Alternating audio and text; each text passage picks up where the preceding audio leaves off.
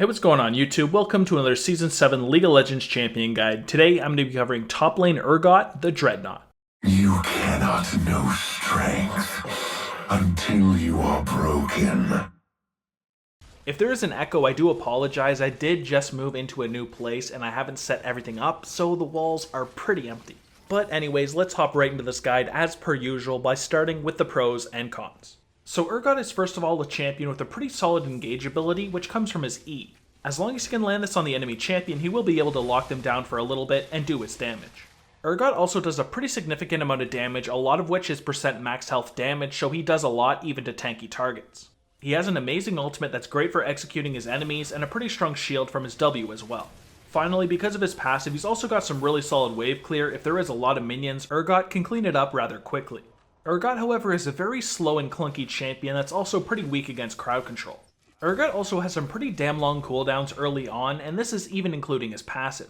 That means Urgot's going to be really strong for certain periods of time, but when his cooldowns are down, you gotta make sure not to engage. He's a really fun and rewarding champion, and if played properly, he can be pretty devastating. For my masteries, I like to go 18 Ferocity and 12 Resolve, grabbing Fervor of Battle as my keystone mastery. It's really easy to stack quickly because of your passive and your W ability, so it's going to add a lot of damage in your trades and of course team fights. You could always take Thunderlord's Decree, but I definitely think Fervor of Battle is the much more superior option. For the rest of your masteries, you pretty much just want to focus on increasing your damage as much as possible on the Ferocity side while getting a little bit of increased tankiness and regeneration in the Resolve side. For your rune page, you'll want to go for attack damage reds, armor yellows, magic resist blues, and attack damage quints. Urgot is one of those champions that doesn't make a lot of use out of his attack speed, so it's much better to go for the attack damage on his quints instead of the usual attack speed. Having the attack damage on your reds and your quints is going to make your abilities do a lot of damage early on in the game, and you will be able to bully a lot of the top laners out there. You'll then of course want to pick up that armor and magic resist just so you're a little bit more durable than you would usually be, and you won't take a ton of damage back in trades. For your summoner spells, you're going to want to stay pretty standard and get teleport and flash. Flash is a very important pickup because Urgot is a fairly immobile champion, and although he is pretty tanky, it can be used to save his life throughout the game over and over. You're also going to even have the option of combining it with your disdain to engage onto an enemy from a pretty damn long distance. Teleport is then needed because Urgot is a pretty strong split pusher, and this will allow him to do that and make it to teamfights and objectives so he can help his team while he pressures a side lane. Against those hard matchups is also a really big help as well because you can back early on and get an item advantage and not struggle in that lane. Urgot's passive is Echoing Flames, and this has some nice AoE damage that is based off the target's maximum health. Urgot's 6 legs each conceal a shotgun that covers an arc, together forming a full circle of cover around him. Each shotgun has one shell and an individual reload timer, which is affected by cooldown reduction. The next basic attack in the direction of a shotgun causes it to fire, dealing between 40 and 100 based on level percent AD, plus 4.5 to 8% of target's maximum health physical damage to all enemies, up to 25 to 365 based on level against monsters. Echoing Flames deals 10% reduced damage to enemies it damages in the last 5 seconds, stacking up to 3 times. Now this is a really strong passive because it does a lot of target's maximum health damage, however it has a 30-second cooldown at the lower levels. That's part of the reason you want to rush a Black Cleaver on him to get some cooldown reduction and reduce this as much as possible. When you have these off cooldown, you want to try to be poking the enemy champion as much as possible because even if they are behind minions, they are not safe from this damage. If you're planning to go for an all-in on an enemy champion, make sure you have a lot of your legs off cooldown so you maximize your damage. Urgot's Q ability is Corrosive Charge, and this gives you a nice extra chunk of damage that also has a pretty decent slow percentage. When activated, Urgot launches a canister at the target location that explodes after 0.3 seconds, dealing physical damage and slowing all enemies hit for 1 second. This ability has a 70% AD ratio and a scaling slow as well, so I like to max this ability first. Using the ability is fairly simple. You can either use it to clear minion waves if there is a bunch clumped up, or of course you can use it to get onto an enemy champion since it will slow them and do a nice chunk of damage. With that really strong slow, that of course means landing your E ability to get on top of them is going to be very easy. It's also a great way to lock onto a target, but we'll be talking about that on the W page in just a second. Urgot's W ability is Purge, and it gives him a really solid shield based off of his health and some really nice increased stats as well. Passively, Urgot's other abilities apply Purge to enemy champions for 5 seconds, and only one enemy champion can be marked at a time. When activated, Urgot shields himself for 4 seconds, and after 0.5 seconds, Urgot can reactivate Purge to end all effects except any remaining shield. While active, Urgot gains 40% slow resistance, ghosts versus non-champions, and autonomously attacks the nearest enemy at 3.0 attack speed without interrupting his movement, prioritizing enemy champions marked for purging, but his base movement speed is reduced by 125 for 1 second. So this ability here is really strong in trades, and basically that's what I use it for. Whenever you're engaging into an enemy champion, make sure you mark them with Purge and then activate this ability to do a lot more damage and of course get that nice shield. As long as you have a couple of your shotguns available, it's going to do an absolute ton of damage because of that 3.0 attack speed. Just make sure of course that you do remember that your movement speed is reduced by 125, so you're going to be even slower than usual. Urgot's E ability is Disdain, and this is your main way of engaging onto an enemy champion, or you can even use it to run away.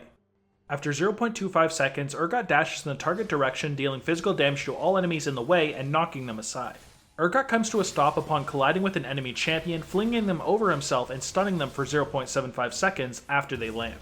So the main way you want to use this ability is to jump onto an enemy champion so you can of course get close to them to shotgun them. Now since this does also fling the champion over you, it's also a great way to get them into your other shotgun legs. You can hit them with your front side and then use this to flip them over to your back side and hit them with those shotguns. It's a really easy way to proc all of your shotgun legs without even using your W. Now lastly, of course you can use this ability to jump away from people since it does have a 475 range. It's not the best escape in the world, that's for sure, but it's better than nothing. Urgot's ultimate is Fear Beyond Death, and it's a really solid executing ability that can also terrify targets.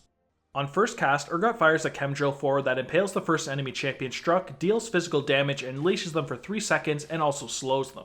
If the target is below 25% of their max health, Fear Beyond Death can be reactivated and automatically does so after 3 seconds if the target is within that threshold. On second cast, Urgot begins channeling as he launches chains at the target, suppressing them on impact and reeling them in over X seconds, during which they are untargetable by other effects. The channel can only be interrupted by Urgot's death, and if the channel is successful, the target is executed and surrounding enemies are feared for 1.5 seconds. So this is obviously a pretty strong ultimate because not only does it execute a target, but it will also flee people within the range as well, and that of course is really strong in a team fight. All you have to do is make sure that this skill shot actually lands and make sure they will be below 25% of their maximum health so you can actually activate it. For your skill order, you first want to put a point to your ultimate whenever you can at 6, 11, and 16. We then want to focus on maxing our Q ability first because it is our highest damaging ability and it does have a scaling slow percentage. We then want to max our W ability second because it will allow us to use our shield more often and we do get more modified damage as well. Now that of course means we want to save our E ability for last, but make sure you take a point in it early on at level 3 so you can actually engage onto the enemy champions or use it to run away from people. For your early all-in combo, you first want to engage onto the enemy champion with your E ability and then quickly activate your W and hit your Q ability on the enemy champion so you lock onto them. At this point, you just need to keep rotating around the enemy champion so your legs keep attacking the target so you can collect a really easy kill. Another combo would be combining your flash and your E ability to engage onto an enemy from a long distance. As soon as you flip the enemy, quickly yet again activate your W ability, hit them with your Q, and when they are low enough, if you are level 6, use your ultimate. During the lane phase, of course first, you'll want to make sure you get as much CS as possible. Urgot gets a really big power spike when he gets his Black Cleaver, so it's important to get as many last hits as you can. In between CS, however, you should be looking to trade damage onto the enemy. You want to make sure you only go for long trades whenever your Echoing Flames are off cooldown because winning trades without them can be pretty damn hard against most lane opponents. When you're going for an all-in on the enemy champion, you have two main ways to engage onto them. You'll either want to make sure you land your Corrosive Charge beforehand so you can land your E much easier, or you want to try to land your E if you're very confident you can land it so your Q will be much easier to land. Either way, once you use your E and Q on the enemy champion, activate your W to do a lot of damage.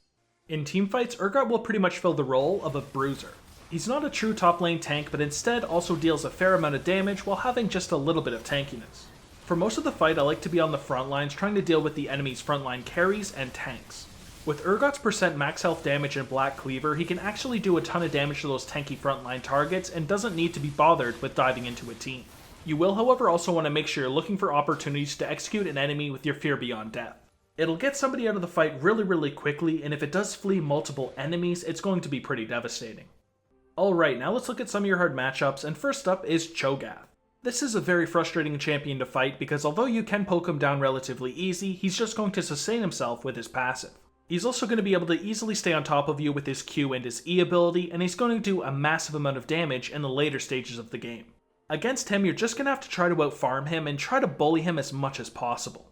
Next up is Darius, who is the ultimate top lane bully. Now, although you're a ranged champion and he's melee, you are very immobile and he's going to be able to get on top of you. Against him, you'll want to play very safe. If you have to miss some CS, just miss the CS, it's not worth dying to a Darius. In a prolonged fight, you have absolutely no chance of winning against him, so try to stick to those short trades. Last tier I'm going to cover Jace. He's a champion that has much better poke than you, and if he does want to go for a full-on engage, he also has a lot more burst than you. So with that being said, try to play very safe in the lane and wait for ganks. He's also not the most mobile champion out there, so as long as you get some ganks for your jungler, if you can follow up with either your E or your Q ability and an ultimate, you can get yourself some pretty easy kills and snowball that way. Alright, now let's finish this off with the item build, which starts with either a Doran's Blade, Health Potion, and a Warding Totem, or a Doran's Shield, Health Potion, and a Warding Totem. In most cases, I will go for the Doran's Blade, but if you do feel like you're going to have a very hard lane, then please make sure you go for a Doran's Shield. For your core build, we have the Black Cleaver, Frozen Mallet, and your choice of boots. Basically, the exact same build you'd go for on a Gnar. We get the early cooldown reduction in Armor Shred from the Black Cleaver because it works great with our W ability, and the Frozen Mallet will allow us to stick on targets pretty much indefinitely. Both these items also give us a pretty good health pool, which scales with our shield as well. For your boot options, you only have two options. You want to go for either Ninja Tabbies or Merc Treads. If you're against a lot of attack damage, then of course go for Ninja Tabbies, but if you're against a lot of ability power in CC, go for the Merc Treads. For our item pool, we first have the Thornmail. This is actually a really solid early buy on Urgot because you do already have a really good health pool with the Frozen Mallet and the Black Cleaver, and this gives you some really solid defensives. If I need either that Grievous Wounds or a lot of armor, I'll go for a Thornmail. Two other really solid options would be either the Sterak's Gauge or the Maw. These are really solid offensive and defensive items, but make sure you don't pick both up because they do not stack. I'll usually go for the Sterak's Gauge myself, but if I am against some AP assassins, then I will go for the Maw over it. If you're then looking for 10% more CDR and some lifesteal, you could of course get the Death Stance. You won't be as tanky, but you will have 10% more CDR and of course that lifesteal. If you decided you need more magic resist, you could always go for a Spirit Visage. The plus healing's not going to be that big of a deal unless you did go for the Death Stance as well, but it does have 10% CDR, so it's very effective on Urgot. Then, if you're looking for help engaging, you could get the Righteous Glory. This will allow you to start team fights and make landing your E pretty damn easy. Then, of course, for our last item, since we are attack damage based and we do want some tankiness, you could get the Guardian Angel. This will give you some really nice armor and attack damage, and also the ability to come back to life in the later stages of the game. Now for my example full build though, I take my core build, some Ninja Tabbies, and then a Sterak's Gauge, Thornmail, and a Death Stance. You're actually going to do some pretty damn significant damage with this build and also be a pretty damn tanky champion. You're not going to be a true damage dealer or a true tank, but you're going to fit nicely in between. And that's all I've got for Urgot. Don't forget to check out the video description below for a link to all of my social medias. I do also have a Discord server, so if you do need any additional help or you just want to hang out, then please feel free to join. We have a lot of people in there, and a lot of them love to help anybody who needs it. I also have a second Let's Play channel, so if you enjoy Let's Plays, please also check out my second channel. But other than that, thank you guys so much for checking out the video. I really do appreciate it, and I hope you enjoyed it, and I will see you guys in the next one. Take it easy, and peace.